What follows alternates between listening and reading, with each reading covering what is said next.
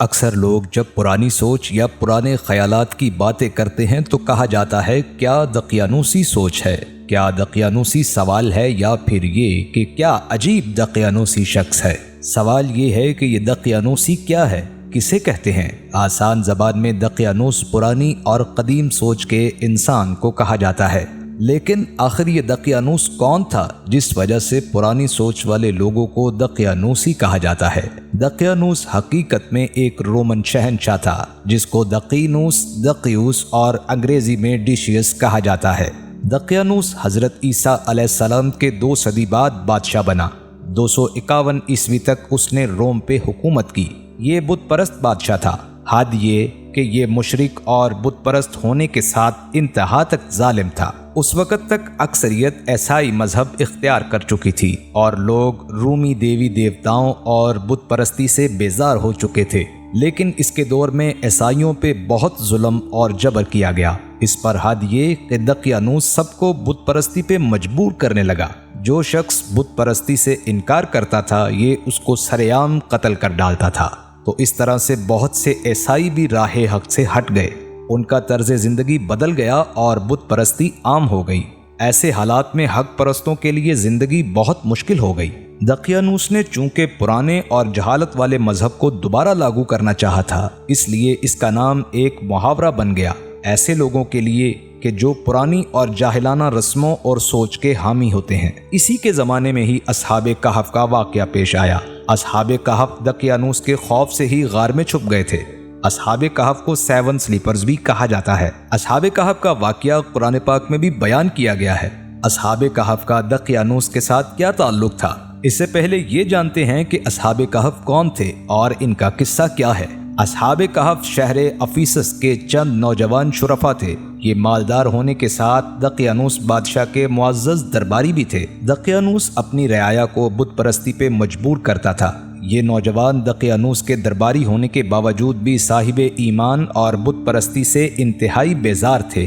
جب دقیانوس کو یہ معلوم ہوا کہ اس کے چند اپنے درباری نوجوان بت پرستی سے بیزار ہیں اور کسی اور مذہب کے ماننے والے ہیں تو دقیانوس کو بہت غصہ آیا۔ اس نے ان نوجوانوں کو بت پرستی کا کہا، لیکن انہوں نے بڑے دربار میں اپنے ایمان کا اظہار کیا اور خدا کی وحدانیت کا اعلان کر دیا۔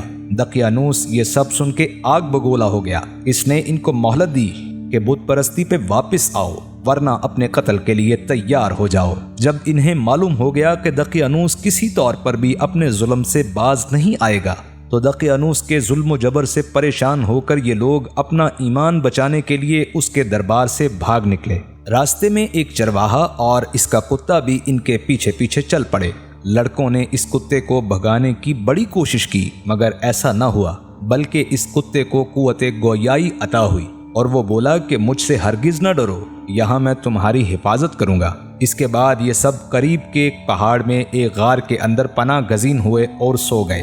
یہ واقعہ کس جگہ رونما ہوا اور یہ غار کہاں پر واقع ہے، اس بارے مختلف اقوال ہیں۔ مشہور قول کی بنا پر یہ غار موجودہ ترکی کے صوبہ ازمیر میں افیسس نامی شہر میں واقع تھا۔ یہ 300 برس سے زیادہ عرصے تک اسی حال میں سوتے رہ گئے۔ ادھر پیچھے دقیانوس نے جب ان لوگوں کو تلاش کرایا تو اس کو معلوم ہوا کہ یہ لوگ غار کے اندر ہیں تو وہ بے حد ناراض ہوا۔ غصے اور غضب میں اس نے حکم دیا کہ غار کو دیوار سے بند کر دیا جائے تاکہ یہ لوگ اسی میں رہ کر مر جائیں اور وہی غار ان لوگوں کی قبر بن جائے۔ لیکن خدا کا کرنا کچھ یوں ہوا کہ دقیانوس نے جس شخص کے سپرد یہ کام کیا تھا وہ بہت ہی نیک دل اور صاحب ایمان آدمی تھا۔ اس نے اصحاب کہف کے نام، ان کی تعداد اور ان کا پورا واقعہ ایک تختی پر کندہ کرا کر تانبے کے صندوق کے اندر رکھ کر دیوار کی بنیاد میں رکھ دیا اور اسی طرح کی ایک تختی شاہی خزانے میں بھی محفوظ کرا دی۔ کچھ عرصے کے بعد دقیانوس عیسوی 251 میں ایک جنگ میں مارا گیا۔ اس کی موت کے بعد سلطنتیں بدلتی رہیں اور اسی طرح تقریباً 300 سال گزر گئے، یہاں تک کہ ایک نیک دل اور انصاف پرور بادشاہ جس کا نام بیداروس تھا وہ اس شہر میں تخت نشین ہو گیا۔ اس نے 68 سال تک بہت شان و شوکت کے ساتھ حکومت کی، لیکن اس کے دور میں مذہبی فرقہ بدری شروع ہو گئی اور بعض لوگ مرنے کے بعد اٹھنے اور قیامت کا انکار کرنے لگے۔ اپنے لوگوں کا یہ حال دیکھ کر بادشاہ بہت پریشان رہنے لگا۔ وہ تنہائی میں ایک مکان کے اندر بند ہو کر خدا کے دربار میں نہایت عاجزی کے ساتھ گریہ وزاری کر کے دعائیں مانگنے لگا کہ یا اللہ کوئی ایسی نشانی ظاہر فرما دے تاکہ لوگوں کو مرنے کے بعد جی اٹھنے اور قیامت کا یقین ہو جائے۔ بادشاہ کی یہ دعا مقبول ہو گئی اور اچانک بکریوں کے ایک چرواہے نے اپنی بکریوں کو ٹھہرانے کے لیے اسی غار کو منتخب کیا اور دیوار کو گرا دیا۔ دیوار گرتے ہی ان لوگوں پر ایسی ہیبت اور دہشت سوار ہو گئی اور دیوار گرانے والے وہاں ڈر کے مارے بھاگ گئے، اور اصحاب کہف بحکم الہی اپنی نیند سے بیدار ہو کر اٹھ بیٹھے اور ایک دوسرے سے سلام و کلام میں مشغول ہو گئے اور نماز بھی ادا کر لی۔ جب ان لوگوں کو بھوک لگی تو ان لوگوں نے اپنے ایک ساتھی تملیخہ سے کہا کہ تم بازار سے جا کر کچھ لاؤ اور نہایت خاموشی سے یہ بھی معلوم کرو کہ دقیانوس ہم لوگوں کے بارے میں کیا ارادہ رکھتا ہے۔ تملیخہ غار سے نکل کر بازار گئے اور یہ دیکھ کر حیران رہ گئے کہ شہر میں ہر طرف اسلام کا چرچا ہے اور لوگ اعلانیہ حضرت عیسیٰ علیہ السلام کا کلمہ پڑھ رہے ہیں۔ تملیخہ یہ منظر دیکھ کر محو حیرت ہو گئے کہ الہی یہ کیا ماجرا ہے، کل تک تو اس شہر میں ایمان و اسلام کا نام لینا بھی جرم تھا، آج یہ انقلاب کہاں سے آ گیا؟ پھر یہ ایک کھانے کی دکان پر کھانا لینے گئے اور دقیانوسی زمانے کا سکہ دکاندار کو دیا جو کہ چلنا بند ہو چکا تھا۔ دکاندار کو شبہ ہوا کہ شاید اس شخص کو کوئی پرانا خزانہ مل گیا ہے، چنانچہ دکاندار نے ان کو حکام کے سپرد کر دیا اور حکام نے ان سے خزانے کے بارے میں پوچھ گچھ شروع کر دی اور کہا کہ بتاؤ خزانہ کہاں ہے؟ تملیخہ نے کہا کوئی خزانہ نہیں ہے، یہ ہمارا ہی روپیہ ہے۔ حکام نے کہا کہ ہم کس طرح مان لیں کہ یہ روپیہ تمہارا ہے، جبکہ یہ سکہ تو 300 برس پرانا ہے اور برسوں گزر گئے، یہ تو چلنا بھی بند ہو چکا ہے اور تم ابھی جوان ہو، لہٰذا صاف صاف بتاؤ۔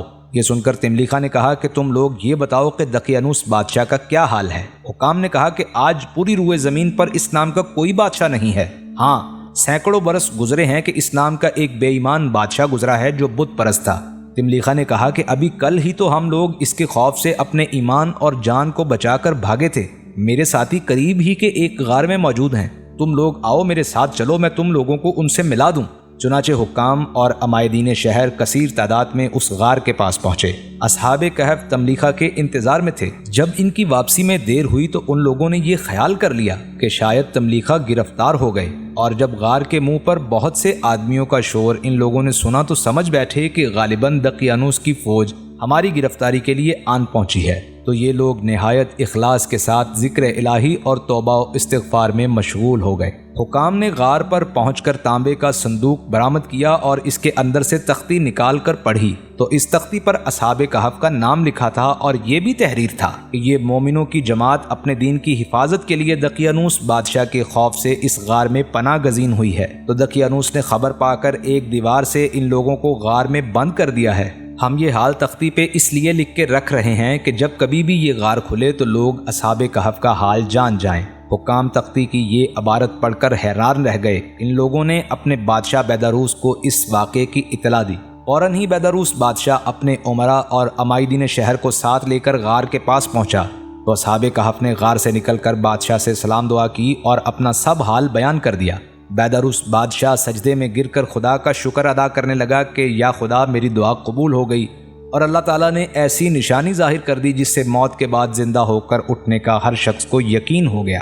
اصحاب کہف بادشاہ کو دعائیں دینے لگے کہ اللہ تعالیٰ تیری بادشاہی کی حفاظت فرمائے، اب ہم تمہیں اللہ کے سپرد کرتے ہیں۔ پھر اصحاب کہف نے السلام علیکم کہا اور غار کے اندر چلے گئے اور پھر سے سو گئے، اور اسی حالت میں اللہ تعالیٰ نے ان لوگوں کو وفات دے دی۔ بادشاہ بیداروس نے لکڑی کا صندوق بنوا کر اصحاب کہف کی مقدس لاشوں کو اس میں رکھوا دیا، اور اللہ تعالیٰ نے اصحاب کہف کا ایسا رعب لوگوں کے دلوں میں پیدا کر دیا کہ دوبارہ کسی کی یہ مجال نہیں ہوئی کہ غار کے منہ تک جا سکے۔ اس طرح اصحاب کہف کی لاشوں کی حفاظت کا اللہ تعالیٰ نے سامان کر دیا۔ پھر بیداروس بادشاہ نے غار کے منہ پر ایک مسجد بنوا دی اور سالانہ ایک دن مقرر کر دیا کہ تمام شہر والے اس دن عید کی طرح زیارت کے لیے آیا کریں۔ اصحاب کہف کا واقعہ قرآن مجید کی سورہ کہف میں بیان ہوا ہے۔ اصحاب کہف کی تعداد کے بارے اختلاف ہے، زیادہ مستند قول کے مطابق ان کی تعداد 7 بیان کی گئی ہے۔